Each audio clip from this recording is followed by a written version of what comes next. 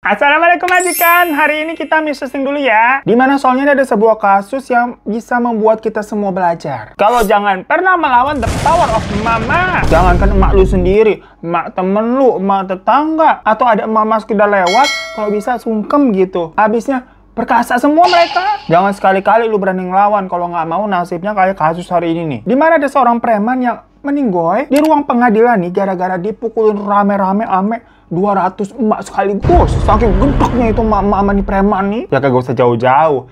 Demo yang kemarin tuh Garuda Biru, kita lihat-lihat videonya. Ada yang lucu kejadiannya di mana aparat segitu banyak ya. Pada mundur ngelawan satu emak-emak senjatanya padahal cuma pakai sendal. Bener-bener dah emak-emak hebat. Nah kasus yang mau kita bahas ini sebenarnya juga sempat ramai banget ini kejadiannya di India. Macam kasus viral yang belum lama kita bahas di missusing terakhir tuh. Tentang dokter magangnya India juga tuh kan viral ya. Bahkan kasus yang hari ini nih, itu di Netflix India sampai dibikin seri dokumenternya 3 episode. Dengan judul Indian Predator Murder in a Courtroom. Jadi preman yang menjadi sasaran emak-emak ini tuh bernama Aku Yadav, yang merupakan kelahir 1972. Sebenarnya katanya sih nama aslinya itu Bharat Kalicharan dan mempunyai nama marganya tuh Yadav. Jadi nama lengkapnya itu Bharat Kalicharan Yadav. Dari kecil dia itu tinggal dan lahir di daerah Katsubanagar, India, sebuah daerah kumuh yang ada di luar kota Nagpur. FYI aja ya gengs ya, mungkin kalian belum banyak yang tahu kalau kota tersebut adalah kota terbesar ketiga di India. Tapi kebanyakan orang-orang yang tinggal di sana itu berkasta Dalit namanya. Yang mana itu adalah kasta yang dianggap paling rendah, terendah di India. Nah, FYI lagi nih, kalau di India, itu emang masih ada yang namanya kasta-kastaan sesuai keturunan, gengs. Umumnya nih, yang orang-orang banyak ketahui di India itu ada 4 kasta. Ada Brahmana, buat para pemuka agama di sana. Lalu Ksatria, buat para pemimpin dan tentara. Waisya, buat pedagang dan petani. Sama kasta Sudra, di mana itu adalah kasta para buruh. Namun sebenarnya, ada satu kasta lagi yang memang jarang disebutin. Saking emang kagak dianggap ini kasta. Yaitu tadi, kasta Dalit. Yang bahkan kalau diartikan ke bahasa Indonesia ya, itu artinya kasta tertindas. Yang memang biasanya disematkan buat orang-orang di sana dengan profesi seperti pembersih jalanan, pembersih WC, dan sebagainya. Padahal kan kalau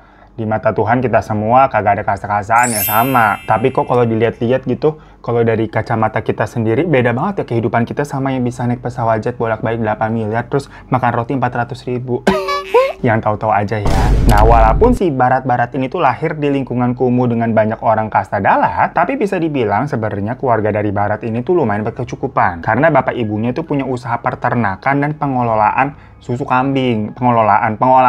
Terus omnya si Bharat itu juga kerja di pemerintahan. Jadinya di antara warga dari kalangan orang-orang Dalit ini, keluarganya Bharat itu tetap disegani. Dianggap macam kayak wong sugih lah. Ya macam kalau di komplek gitu kan atau di desa di suatu daerah pasti ada nih satu keluarga yang paling mencolok yang dianggap makmur dibandingkan warga-warga lainnya begitu ya. Walaupun sebenarnya maksudnya di sini keluarganya Bharat bukan yang semacam crazy rich mah kagak. Perbandingannya dengan warga sekitar aja. Nah, sewaktu kecil, Bharat itu sering ikut bapaknya ngangon kambing. Nah, menurut warga kala itu, mereka ini melihat sosok Bharat yang masih kecil itu adalah anak yang ceria tapi pecicilan. Dia pintar, mudah bergaul, tapi ya itu aktif banget bun. Kagak bisa diam. Ubun-ubunnya 2 kali kalau kita lihat ya. Kalau di sini dibilangnya bangor banget ya tuh bocah satu edah. Sampai-sampai ya karyawan daripada bapaknya itu pada sering geleng-geleng dengan kelakuannya si Bharat. Sampai-sampai si Bharat ini dijuluki atau disebut Aku, artinya baterai. Saking itu bocah kagak pernah ada capeknya, kayak baterainya tuh on mulu. Makanya akhirnya si Bharat ini dikenal dengan nama Aku Yadav. Yang berarti baterai dari keluarga yang marga Yadav tadi, marga keluarga dia. Tenaganya nggak pernah habis-habis. Begitulah asal muasal panggilannya si Aku Yadav ini, cena. Seru ya. Ya pokoknya tadi kan nama aslinya Bharat, tapi akhirnya dipanggilnya Aku Yadav. Jadi setelah ini kita ngomongnya Aku ya. Tapi kan kalau kata orang tua zaman dulu gitu kan, walaupun kehidupannya Aku Yadav ini waktu kecil adalah berkecukupan, namanya hidup tuh selalu berputar ibarat roda kehidupan. Kadang di atas, kadang di bawah. Atau seringnya juga roda kehidupannya tuh berputar cepet banget gitu. Makanya kita kalau hidup suka pusing bawaannya kayak gumoh gitu. Dimana suatu hari nih, waktu si Aku Yadav masuk SMP, sang ayah meninggal yang menyebabkan keadaan ekonomi keluarganya menggoyang. Makanya kayak roda tadi gitu kan, macam kayak kura-kura gitu.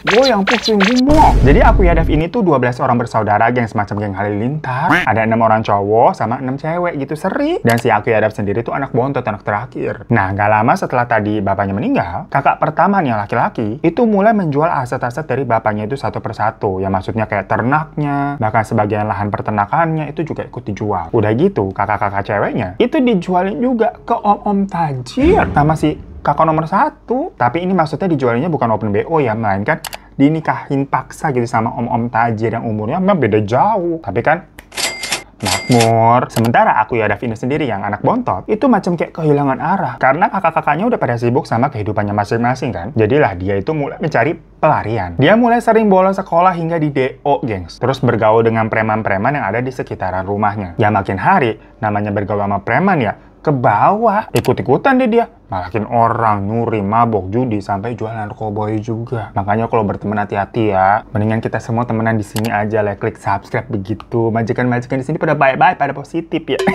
Pokoknya good vibes only. Nah, awalnya si Aku Yadav ini bisa dibilang apa penjahat kelas terik gitu lah ya. Tapi lama-lama sesuai sepak terjang jadi paus juga dia. Dimana Aku Yadav ini bahkan pernah bilang kalau tidak ada kejahatan yang tidak pernah dia lakukan. Jadi semuanya udah dicoba. Dan dia bangga dengan hal itu. Menjadi preman jalanan yang kayak pride buat dia, gengs. Apa kabar dunia?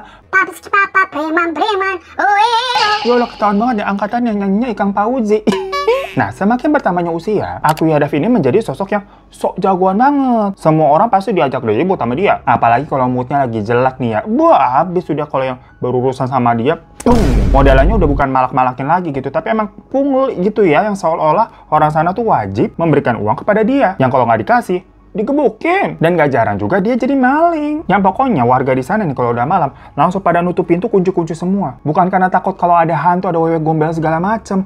Takut sama si Aku Yadav dan gengnya tuh masuk rumah nyuri. Ya tapi walaupun udah dikunci-kunci ditutup begitu, tetap aja kadang nih Aku Yadav sama gengnya kalau udah menargetkan satu rumah, didobrak baik udah. Dan kalau sudah begitu, si pemilik rumah nih cuma bisa pasrah aja, gengs. Barang-barangnya diambil. Kalau laki-laki itu suaminya digebukin, kalau perempuan, istri atau anaknya itu akan dilecehkan. Ada ya manusia jahat banget begitu ya? Ya Allah, manusia apa bukan jahat banget sih? Dan para korban di sana kan kebanyakan tadi tuh warga dengan kasta Dalit. Ya sebenarnya mereka udah pernah namanya lapor polisi ya. Tapi polisi kagak ada yang mau ngerespon dengan laporan mereka. Didiemin baik. Ya kalian juga pasti tahu lah historinya polisi-polisi India tuh emang kagak bisa diharapin. Entah karena tadi itu basicnya ini orang-orang kasta Dalit yang dipandang sebelah mata. Atau karena ya itu polisinya macam dagelan kagak ada manfaatnya. Pajangan doang jadi polisi. Abisnya ya sampai nih pernah sebenarnya si Aku Yadav tuh ditangkap. Itu pun karena yang lapor tuh ngasih duit ke polisi buat maksudnya diproses dengan tujuan hartanya dia yang diambil tuh bisa balik gitu loh. Ya udah makanya jadi benar digubris tuh sama polisi, ditangkap si Aku Yadav. Cuma ternyata Aku Yadav sendiri ini sogokannya kenceng kepada polisi-polisi itu. Ya mana lagi-lagi intinya pokoknya polisinya kagak bisa diharapin asli.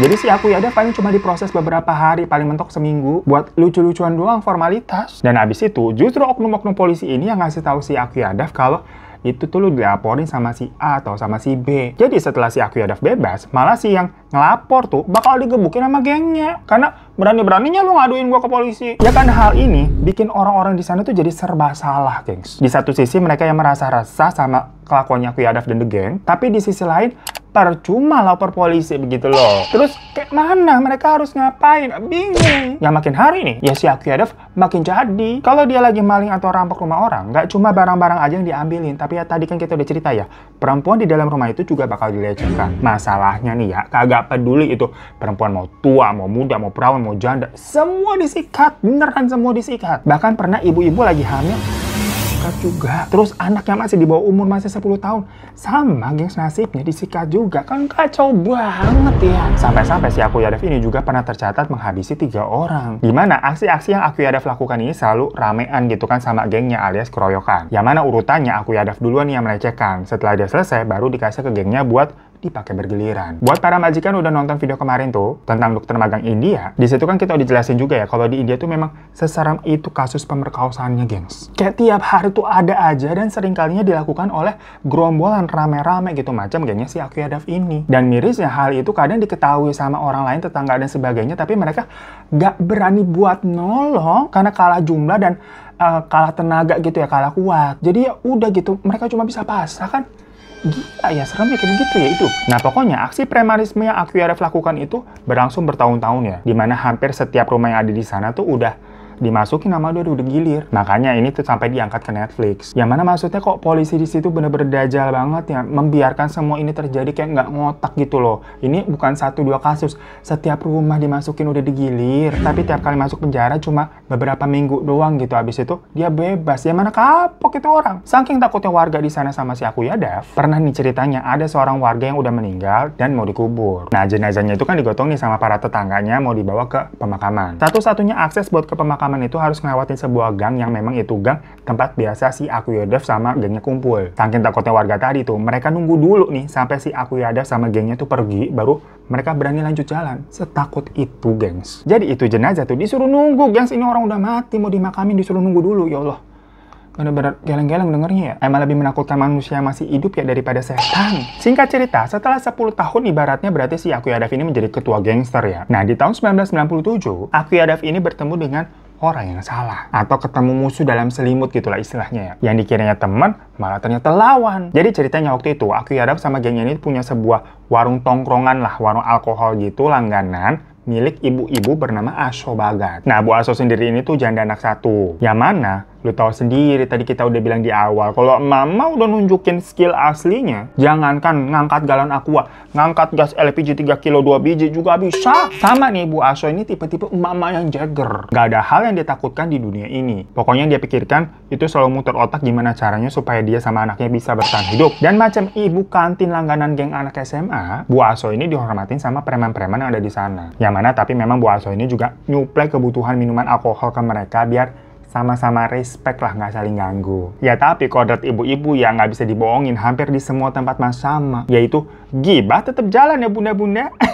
Soalnya Bu Aso ini tuh udah hatam banget dengar cerita dari para ibu-ibu lainnya, jadi kayak tempat curhat gitu loh. Curhat dong, Ma. Dimana ada yang bilang, anak saya dipalak lah, rumahnya dirampok lah, keluarga dilecehin lah, sama si Akuya Dav dan Degen ya maksudnya. Akhirnya Bu Aso ini mikir, dia punya ide. Dia hasut tuh pelan-pelan, satu persatu geng anggota premannya si Akuya Dav. Semacam kayak dibilangin, lo nggak capek dibego-begoin sama si Akuya Dav tuh? Ih, padahal kan lu lebih keren, lebih kuat begitu ya dari si Akuya Dav. Harusnya lu yang jadi pemimpin. Kalau lu mau naklukin dia, gua ada di pihak lo pokoknya. Karena gue juga nggak suka tuh sama si Akuya Dav. Istilahnya si Bu Aso ini jadi ular gitu loh misinya. Dan ternyata beberapa preman di sana memang mulai terhasut. Sampai akhirnya Bu Aso sama preman lainnya ini tuh nyusun rencana. Dimana rencana mereka ini bakal main judi dan membuat si Akuya Dav ini mabok-mabokan di warungnya si Bu Aso sampai nggak sadarkan diri. Nanti abis itu baru diserang. Tapi rencananya ternyata tidak semudah itu Ferguson. Karena si Akuya Dav ini tuh susah banget maboknya, alias dia peminum berat nih. Pemain dia. Jadinya udah dicekokin tuh minuman segala macam, tapi maboknya tuh masih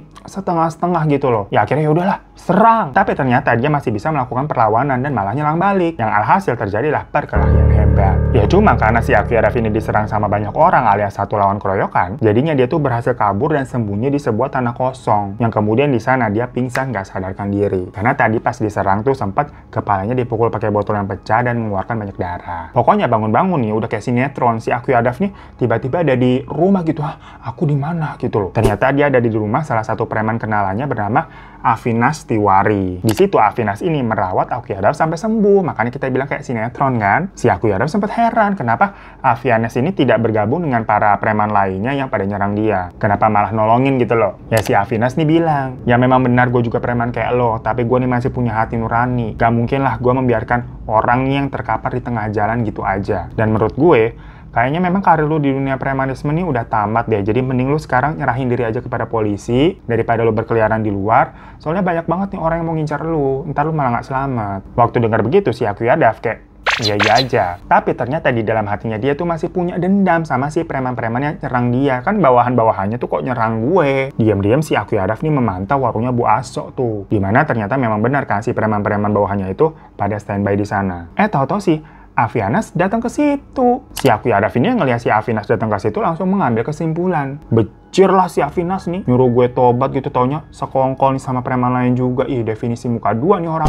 Padahal nih ya gengs, yang terjadi sebenarnya waktu si Avinas datang ke warungnya Bu Aso itu tujuannya untuk bilang ke preman-preman kalau kemarin dia yang menyelamatkan Akuya Dav yang udah mau mati. Dan menurut si Avinas, Aku Yadav ini kayaknya mau tobat, kan dibilanginnya kemarin suruh tobat. Jadi maksudnya udahlah kita kasih kesempatan aja, kita jangan main hakim sendiri. Ya akhirnya pada setuju tuh buat ngasih Aku Yadav kesempatan, alias ya udahlah melepaskan si Aku Yadav asal lu pensiun. Tapi si Aku Yadav di situ udah keburu suuzon duluan karena ngelihat si Avinas datang ke situ dikira kong kali kong sama preman lain. Nah begitu si Avinas cabut dari warungnya Bu Aso, langsung dicegat tuh sama si Aku Yadav, ditanya-tanya, lu sekongkol ya, lu mau ngianatin gue juga ya? Emang semua preman kagak bisa percaya. Intinya si Avinas kan dimaki-maki ya, yang padahal si Avinas sendiri berusaha menjelaskan maksud tujuan yang kayak tadi kita ceritain. Tapi si Aku Yadav yang sumbu pendek nih, langsung mengeluarkan pisau dan menyerang si Avinas berkali-kali hingga Avinas nggak selamat. Walaupun waktu itu kejadiannya malam hari, tapi ada beberapa orang yang melihat kejadian tersebut. Langsung dibilangin lah ke preman-preman yang ngumpul di warungnya Bu Aso, itu tuh Aku Yadav nyerang si Avinas. Ya langsung rame lah preman-preman tadi tuh ngejar si Aku Yadav, nangkep gengs. Karena dianggap, wah gila lu.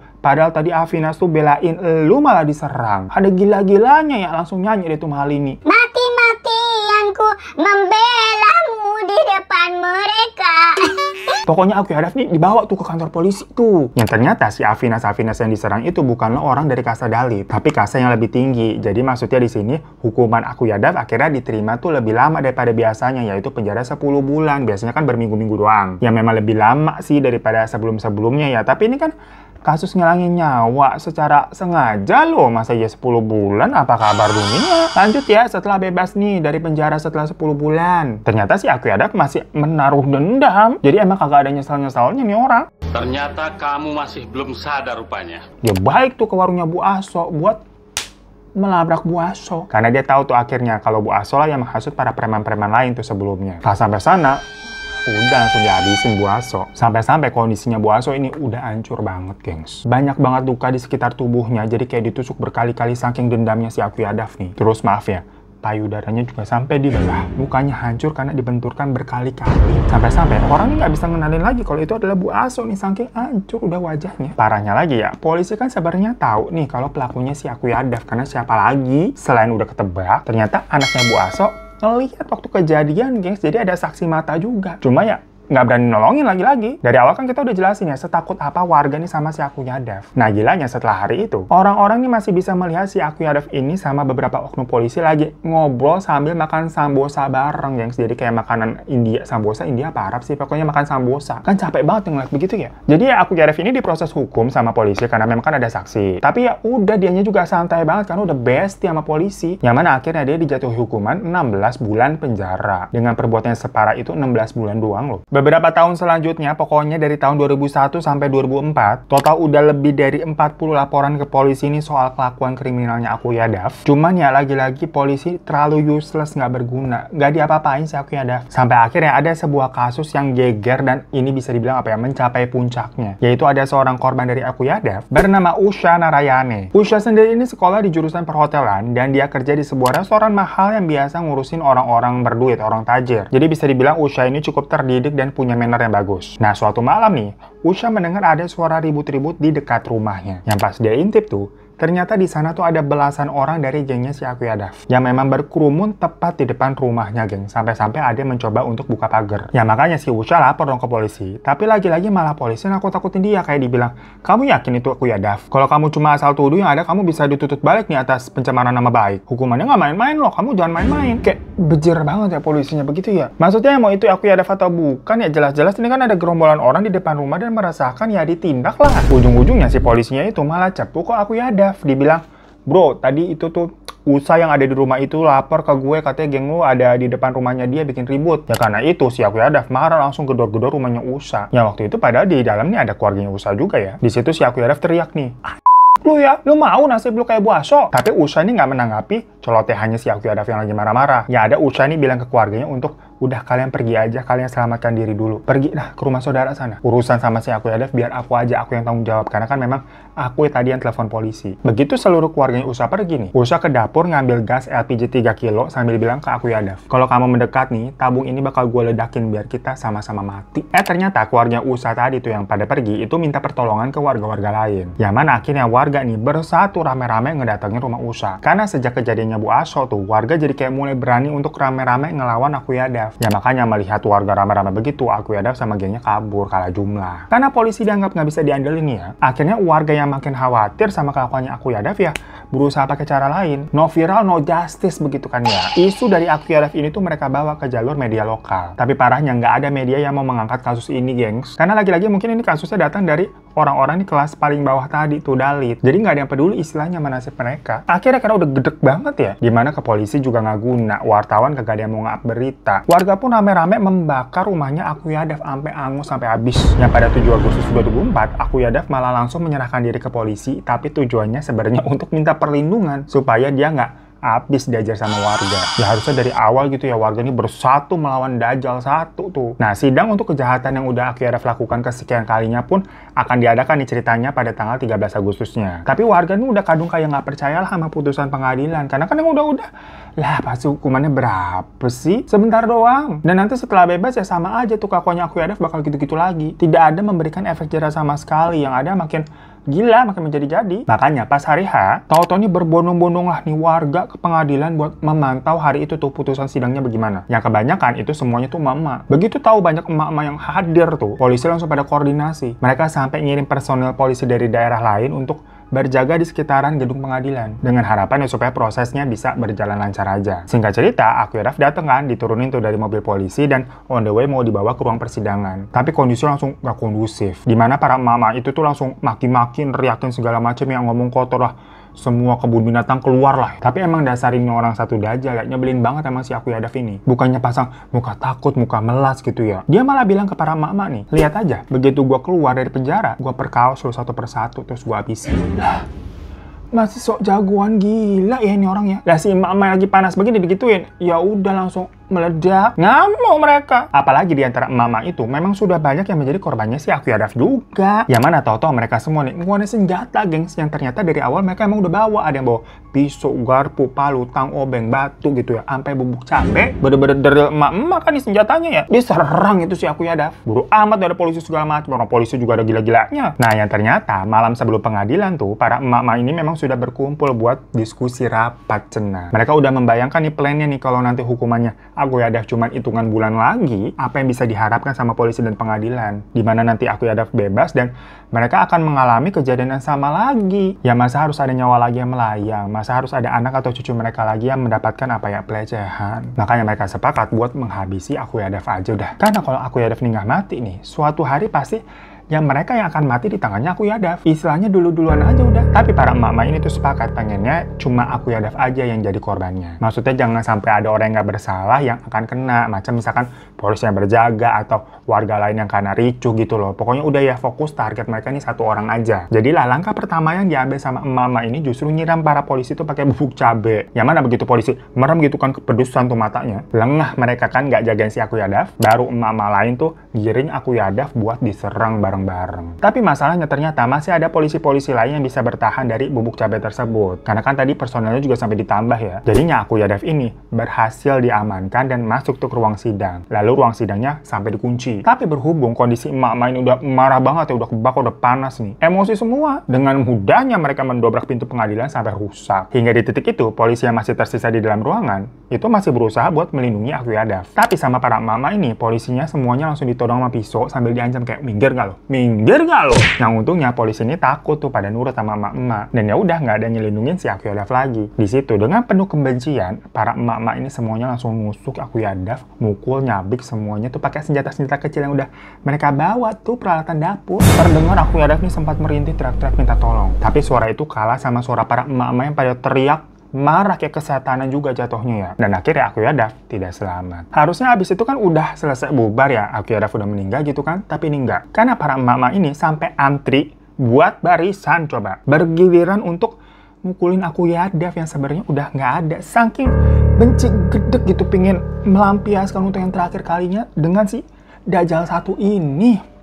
Ya udah, setelah kemarahan dari para emak-emak ini satu persatu tersalurkan, barulah polisi berani mengamankan Akuyadav. Tubuhnya udah terkoyak abis, terutama di bagian dada sama otongnya, gengs. Diperkirakan waktu itu total ada 200 emak-emak yang terlibat dalam aksi ini. Yang beberapa hari kemudian ada 5 orang emak-emak yang akhirnya ditangkap polisi karena dianggap sebagai provokatornya. Dan 5 orang itu tuh dijebloskan ke penjara. Geger lah itu satu India beritanya. Para emak-emak yang tersisa yang nggak di penjara tuh langsung pada diwawancarain sama media, baru tuh diliput. Ditanya apa sih alasannya sampai para emak-emak ini istilahnya sengaja secara sadar melakukan hal itu. Ya dijawab kalau selama ini tuh polisi, pengadilan, dan pemerintah setempat nggak berpihak kepada mereka. Makanya mereka harus mengambil tindakan sendiri. Dan emak-emak itu ternyata pada solid, gengs. Karena setelah tadi ada 5 orang ditangkap, ratusan emak-emak lainnya pada ikut aksi menyerang Akuyadav, itu rame-rame ngedatengin kantor polisi. Mereka langsung juga mengaku kalau mereka terlibat, pada minta dipenjara semua. Kalau 5 orang itu dipenjara, ya kita juga dong, kan kita juga terlibat. Bahkan mereka nggak mau pulang kalau mereka nggak dipenjara. Mereka bikin pilihan nih ke polisi nih. Mau kita semua dipenjara atau 5 teman gue itu bebasin? Ya mungkin pak polisinya keok ya, lelah juga kalau misalkan ngadepin emak-emak segitu baik di dalam penjara tiap hari ngoceh mulu gitu, stres yang ada. Nah akhirnya 5 orang tadi tuh dibebasin, gengs. Akhirnya dibuatlah semacam apa ya, dasar perbuatannya menyerang itu sebagai bentuk pembelaan dari si pelaku kejahatan yang memang membuat teror selama bertahun-tahun. Dan setelah Akuyadav tiada, warga desa Kasubanagar pun damai, tentram, bahagia selamanya. Dan cerita pun tamat. Happy ending walaupun agak dark ya. So itu guys, sebuah kasus yang kayak cerita sinetron, macam kayak cerita Disney ya. Sebenarnya happy ending tapi cukup dark. Karena gimana pun juga ya ini sebuah kasus pembunuhan. Tapi kita dengarnya kayak gimana begitu ya. Ya soalnya pelakunya ini bener-bener dajal meresahkan, gengs. Apalagi tadi tuh juga polisi sama segala macamnya kagak guna. Emang ya the power of emak-emak kagak ada lawan. Coba dari awalnya mereka bersatu. Karena kalau rame-rame kan emang jatuhnya bisa lebih kuat ya. Lah si Akuyadav juga melakukan aksinya kan beraninya ramean. Pas sendirian keok dia. Makanya nih majikan, kita ikutin juga tuh sesuai ajaran dari pahlawan-pahlawan kita dahulu. Bersatu kita teguh, bercerai kita runtuh, bener ya gitu, bukan bercerai kita kawin lagi. Jadi kita harus bersatu untuk klik subscribe di bawah gitu ya majikan ya. Buat yang belum, klik subscribe-nya biar nggak runtuh semangat kita untuk membuat video. Terima kasih. Ya udahlah, sampai jumpa lagi di kasus-kasus Mr. Sing selanjutnya. Terima kasih sudah nonton. Assalamualaikum warahmatullahi wabarakatuh. Assalamualaikum.